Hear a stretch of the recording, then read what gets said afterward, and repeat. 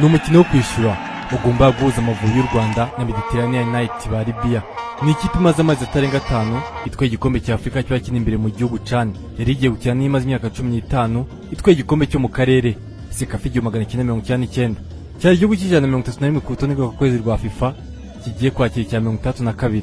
Wari umukino wa mbere ku mutoza mushya w'Amavubi Stephen Philippe Constantine wari umaze iminsi 10 atangiye akazi. Wari warihaye intego yo kubanza gusezerera Libya. Uzamukunda Elias Baby yikuye mu mwiherero, ikipe ihindura hoteli. Haba imyitozo itagira umufana. Gusa ibi byose byagombaga kwirengagizwa kuva saa 9 n'igice. Ubwo umusifuzi w'umunya wa Botswana Joshua Bondo yagombaga gutangiza umukino.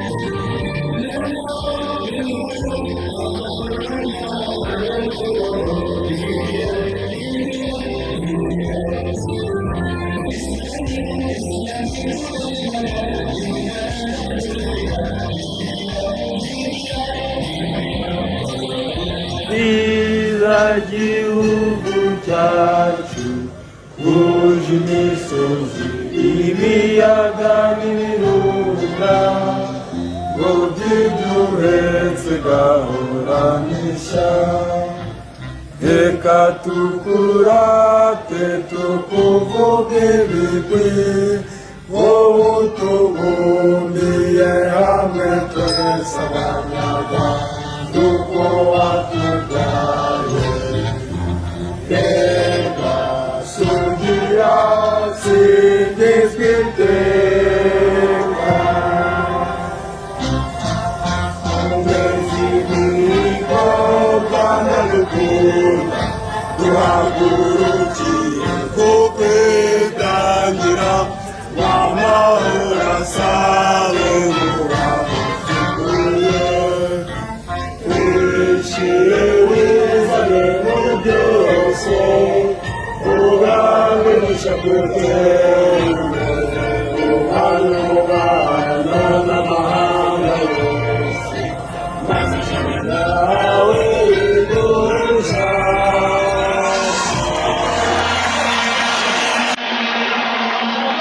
Mu makinnyi 11 Constantine yabanje mu kibuga guhatana n'abasore ba Javier Clemente, 5 muri bo ntibakinnye umukino ubanza wabereye muri Tunisia. Nshuti n'amagara Ismael yasimbuwe na Neseke Salomon, Niyonzima Haruna asimbura Mbazimana Leo, Mwemerengiri Nshuti ajya mu mwanya wa Mbaraga Jimmy, Renduka Michel akina haho Uzamukunda Elias, no Tuyisenge Jacques asimbura Kagere Medi.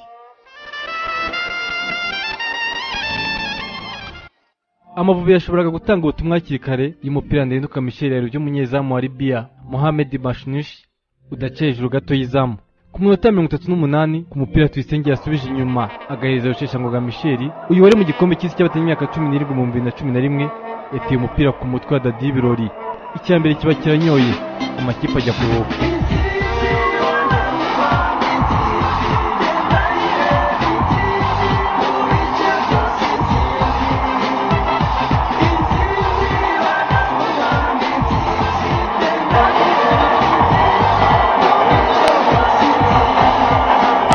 Nubwo wari umwanya wo kuruhuka, cyari igihe cyo kwibaza byinshi, gutekereza niba bishoboka uko biri burangire, ariko kandi bikaba akarusho kwigirira icyizere. Hibazwaga niba ari bitazi iryana, niba yariye Amavubi, ndetse no kumenya niba abagenzi ba Haruna Niyonzima. Nyuma yo kunagira umupira Tuyisenge Jacques ku minota 35 akohereza Renduka Michel, yohereje Dadi Birori ku mutwe, maze igitego cya kabiri kirinjira. Icyizere cyo gukomeza guharura inzira igana muri Maroc kiriyongera.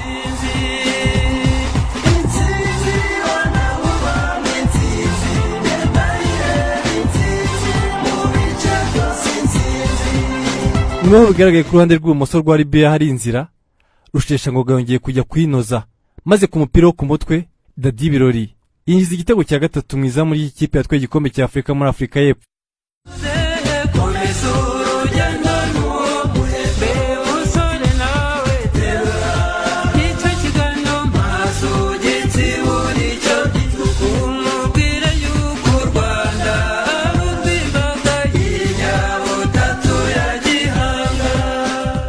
Umukino urangiye, Minisitiri w'Intebe Habumuremyi Pierre Damien aherekejwe na Minisitiri w'Ingabo Gen James Kabarebe na Minisitiri w'Imikino Protais Mitali na bamwe mu bayobozi bari kuri stade basanze abakinnyi mu kibuga kubashimira akazi basoje.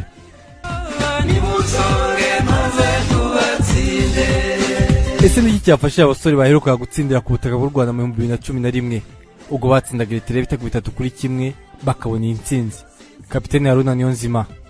Mu by'ukuri navuga yuko hari ibintu bishimishije kubera yuko twari tumaze igihe kirekire tudatsinda, natwe ni ibintu urebye bitadushimishije ku mutima wacu, so nkaba navuga yuko ari ishema ku banyarwanda bose. Dadi Birori watsindiye Amavubi ibitego 3. Leo goli 3 zinanifurahisha sana, na inafurahisha Wanyarwanda wote wa ndugu zangu zote, kwani tunapiganisha tuatia nguvu na sisi tuende kwenye Coupe d'Afrique. Ni sinye ya kuonesha ke niko tayari hata kwenye championnat ya Kongo nafanya nguvu 20 club iko kwenye quart de finale, na tafanya nguvu yote timu ya taifa nao ende Coupe d'Afrique. Kuja kwa equipe nationale kama sikuje na niumiza sana, kwani ni timu ya taifa, ni yetu sisi wote. Kama nina nguvu ndafika na ndafanya nguvu yote tushinde. Umutoza Stephen Constantine avuga ko mu cyumweru gishize bakoze cyane bakosora mu makosa yakorewe muri Tunisia. Uyu mutoza kandi yemeza ko bakina umukino wo gusatira byabahaga amahirwe yo kubona ibitego byinshi, gusa ngo akazi karacyari kenshi. We worked very hard this week on team shape, the second ball. Twarakoze cyane muri iki cyumweru, aho twibanze cyane ku ishyaka ku mipira igaruka, guhagaranya byo mu kibuga. Nkeka ko ikoze ibintu nk'ibyo ngibyo kubona intsinzi biroro. Abasore barakoze cyane, bakoze ibyo twabasabye, none uyu munsi tubonye intsinzi, ariko urugendo ruracyari rurerure. But we still have a lot of work to do. Look, I like to play attacking football. The system we play gives us the opportunity to go forward. Nkunda gukina umupira usatira. Uburyo twakinye uyu munsi byaduhaye amahirwe kugera mu rugo rw'amahina, kandi iyo ugera mu rugo rw'amahina kenshi gutsinda ibitego biroro. Nabonye abakinyi mu cyumweru gishize, naye narababonye no muri Tunisia, kuko uyu munsi abasore bakwiye intsinzi. You need to finish the game off, and I think they did that very well. Mu rugendo rwo gushaka itike y'igikombe cya Afurika, u Rwanda ruzabanza gukinira muri Congo na Congo Brazzaville mu matariki ya 18 na 20 Nyakanga, naho kwishyura ubera i Kigali hagati ya tariki ya 2 na 3 Kanama 2014. Amavubi aheruka gutsindira mu Rwanda tariki ya 15 Ugushyingo 2011 batsindira Eritrea ibitego 3-1 mu majonjora y'igikombe cy'isi 2014 kizabera muri Brazil. Intsinzi gari baheruka mu rugo ni ibitego 4-0 byatsinzwe Liberia tariki ya 8 Nyakanga 2007 mu majonjora y'igikombe cya Afurika.